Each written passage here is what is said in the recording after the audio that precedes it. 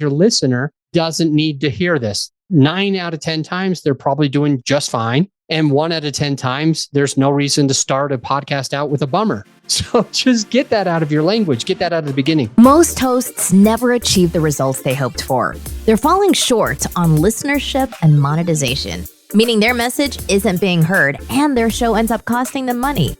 This podcast was created to help you grow your listenership and make money while you're at it. Get ready to take notes. Here's your host, Adam Adams. Hey, podcaster, it's your host and podcast coach, Adam Adams. And on this episode, we are going to talk about starting an episode. How do you start an episode? What's the best way to start an episode? What is going to help your podcast listener follow you and do the thing that you need? And here's a couple of tips, tricks, and strategies. First, I want to tell you about this one formula. The benefit to this formula is that you can utilize this formula in anything you're doing on social media. You can utilize this formula in titling episodes and writing your show notes. And you can use this formula, guess what? On your podcast. So what's the formula? The formula is called hook, story, offer. Write it down. What are the 3 words? It's hook, number 1. It's story, number 2. It's offer, number 3. What does a hook mean? It's the thing that grabs their attention. It's like the thing that hooks a fish. It's the thing that grabs them. Now, you also have a big line for the fish. You also have a reel. You also have your own muscles. And sometimes you actually have to connect that fishing pole to the boat because it's a big enough fish. But it's not just the hook. You've got the hook that grabs their attention, but the rest of the stuff is what's really going to give them all the other value. Can you catch a fish with no hook? No, you cannot catch a fish without a hook. I mean, maybe a net, but that's beside the point. You might be able to catch a fish in some ways, but you can't just use bait and a fishing pole and a line with no hook because you will never catch that fish. They might get to eat something, sure, but you'll never get them on the boat. You'll never get that fish on the boat. So hook, story, offer. The hook, again, is the thing that grabs attention. The story is telling your listener the thing that you want your listener to know. And usually you'll utilize stories as well. Usually you will talk about things, people, your own experience and the experience of a client, the experience of a friend, the experience of your kid. You usually might intertwine some of those stories into what you're teaching to your listener. And the offer is basically the call to action. It's the thing at the end. So hook, story, offer. And what can we do to make sure that we're starting a podcast right? It's called a hook. It's the thing that's going to grab the attention and say, oh, this might be interesting, or this might be for me. And you can use statistics. So write that down. What's a good hook? You write the question, say, what is a good hook? Write that down. And then say statistics, stats. Stats are a good hook.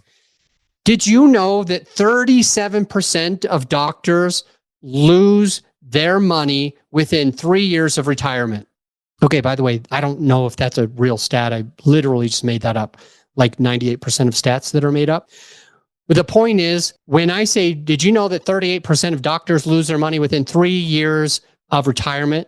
You're like, ooh, 37%. You start to think about it. You start to process it. You start to think about doctors. You start to think about your doctor, and you start to wonder, maybe, is my doctor one of the more than 1 out of 3 that's not going to have money after she retires? You start to think about that. So a stat is one good hook. What else is a good hook? Another thing that can grab somebody's attention is saying something outlandish, something that's just weird for you, different for you, odd for your podcast. Let's just say you're a real estate investing podcast and you say, as of today, I'm no longer investing in real estate, and here's why. That could be a hook. I mean, hopefully it's true and you don't bait and switch somebody. When you just use clickbait to grab the attention, but it changes. We're not looking for that. If you hook them, make sure that you're going to reel them in and they're going to stick with the whole story. Another thing that you could do, so I already mentioned a stat. I already mentioned like the outlandish thing. I'm quoting real estate. And a third thing you could do is ask a question. You could say something like, do you know how you would do this? Or let me think of a good one for, let's say I'm a securities attorney, which means I help people raise money the right way. Okay, I'm a securities attorney and I say, there are 3 ways that you're going to go to jail if you don't follow the law. That was enough. Or you could say or ask, do you know the one most common mistake that entrepreneurs make? That could be a good hook because you're just asking a question. Okay, the hook grabs the attention. So let's go through my list. I've got a list of just random things that this woman, I was listening to her podcast, and there was some issues with the intro. There was some issues with how she started it. And I just don't want you to make the same mistake. One thing that was coming to mind is people talking about the weather. It drives me freaking nuts when people talk about the weather. Like, what's the point of talking about the weather? You know who your listener is, right? Think about your avatar, the perfect person, the person who wants to follow you, and probably the person who could hire you. Think about that person right now, he or she or they. Think about your avatar and say to yourself, do they really care if it's raining right now? Does that help them in any way get the content today? Does it matter at all? So why in the very beginning of your podcast do you need to say, hey, how's the weather out there in Colorado? Hey, it looks like a nice day. I'm sad to be recording a podcast. What's the point of talking about the weather? So that's one mistake. What other mistakes are there? You could just ask your guest or your co-host, how are you doing today?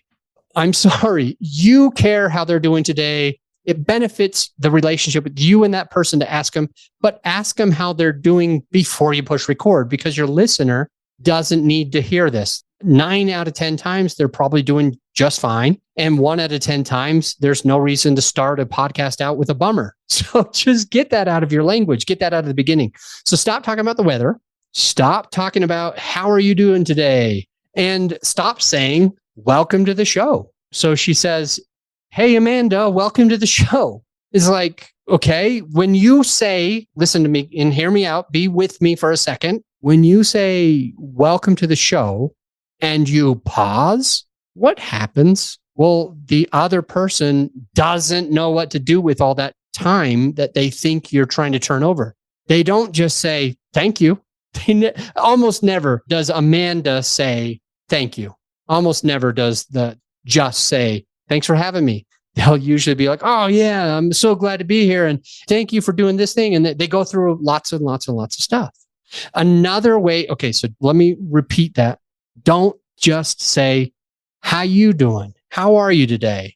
Don't just say, hey, how's the weather? Or talk about the weather. And don't say, welcome to the show, because it's going to get derailed. And the listener doesn't really care about that stuff anyway. It's usually not going to stay on point. It's usually not going to be of value. And another thing that you definitely want to try not to do is really read somebody's bio or ask them to tell them about themselves. So let's start with the bio and then go to the last thing that's tell them about themselves. When we as podcast hosts, when we read a whole bio, it's honestly boring. In fact, I stopped having people read my bio. They ask for a bio and I will literally tell them, like when we get on a podcast recording, and I do a lot of them now, when I'm on somebody else's show, I say, hey, are you planning on reading my bio or just talking about a couple of things? And they'll be like, oh yeah, I was just going to read your bio. And I'll go, oh, okay, well, it's kind of long and boring. And I've heard it a lot of times. I don't think your listener needs to hear it. So I say this, I say, who is your listener? And I get to know like the avatar. And then I say, what are they looking for? I get to know like their strengths or weaknesses and kind of like their ultimate goal. And then I say, why don't you just tell them about this part of me? And that's it. And the same when I'm the host, I have your bio. If I'm interviewing you, I've got your bio. I've got it written down in front of me. I scanned it. I asked you about 2 or 3 things. I also asked you, hey, what kind of value do you want to add to a podcaster today? And then I hear you out on this stuff that you want to talk to a podcaster. And then I go to the bio and I only pick the one thing or maybe 2 things max out of the 20 you gave me. I pick one thing and I say, on this episode, we're talking about this way to overcome stage fright, we'll say. And no one else better have on the show than Carl Swenson. Carl had stage fright this, and this way. And he got over it. And now he speaks on stage in front of millions of people. And I want to teach you how he did that. Let's dive in. And then I ask the direct question and I dive right in. So I don't tell them the bio. And I also, because it's lazy as shit to do this, and you are better than that, I don't go and say, welcome to the show, Carl. Why don't you tell our listener a little bit about you and your background, and how you got into this? Because if I'm a terrible host I don't know that. But if I'm a good host, I already know a little bit about Carl, where he came from, how he got into this. And the only parts that I care to share with my listener is the piece that's going to sell my listener on what they need to do and how they're going to learn what we're talking about today. All of the other bio doesn't matter. Did I start out this episode by telling you how many kids I had, how many animals I had, what their names were, where I went to college? No. Did I tell you how many episodes I've done? Did I tell you? No, none of that, because none of that matters to you based on the content of this episode right now. The things that do matter, I will tell you. If I'm talking about meetup groups, I was able to speak at meetup headquarters, then I'll bring it up. I'll be like, hey, today we're going to be talking about you running your own meetup group so you can be face to face with your people. I want to give you a little bit about me, not to brag, but I had one of the top 6 meetups on the entire planet. That's out of 225,000 meetups. And the point is that I spoke with the engineers at the 6th floor at Meetup HQ, which is in Manhattan, by the way. I've only been to Manhattan one time. It was when I was speaking at Meetup HQ. And so I'm sitting here with all these engineers, and I asked them, why me? What got me to be one of the top 6 people out of 225,000 meetups? It's insane. And they start rattling off and listing the reasons why my meetup was ranked in the top in the world. And I'm going to share with you those 6 things, the 6 things that I got from me sitting in a circle of just the engineers at Meetup that went over the algorithms and how it worked, because I want you to be able to have a strong meetup. So I gave you the hook when I started that. I gave a hook as I went into all this stuff. And then I gave you the story, but the story wasn't just to brag. The story was to explain that the way that I'm going to share this with you is the way that the engineers shared it with me, so that you can get the same benefit, so that you can have a top meetup also, so you can meet more people in person or whatever. And then I start sharing it. But if I'm going to give you any part of my background, it's going to have a reason, and that reason is going to be able to support what we're learning on this episode. None of the other background of my guest or me ever matters.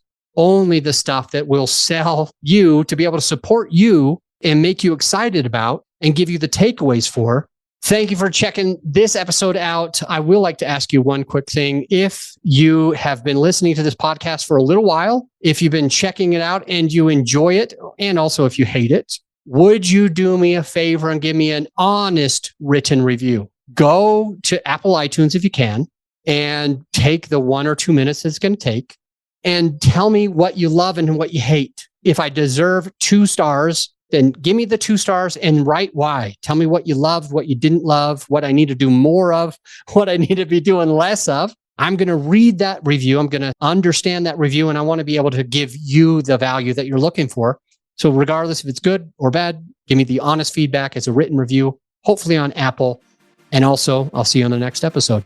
By the way, one way to ensure that you don't miss out on great content that we're producing on a regular basis is to make sure you're subscribed to the show. You need to be subscribed or following the Apple Podcast or wherever you listen to it in order not to miss all of that. And before I let you go, I need to mention, because a lot of people are asking, do you help? Can you help me with this? And the answer is yes. My company actually does it. It's called Grow Your Show. And you can find that at growyourshow.com. Our clients, they call us the easy button for podcaster, because they simply have to record their episode. And they know that every single thing else is done for them. We sweat the hard stuff so you can be the star of your show. And if you would like help to make sure that we're editing and publishing and promoting and doing your social media, it's all in one place. And I think it's pretty affordable. You'll have to take a look for yourself. Just go to growyourshow.com and check us out. And by the way, I'll see you on the next episode.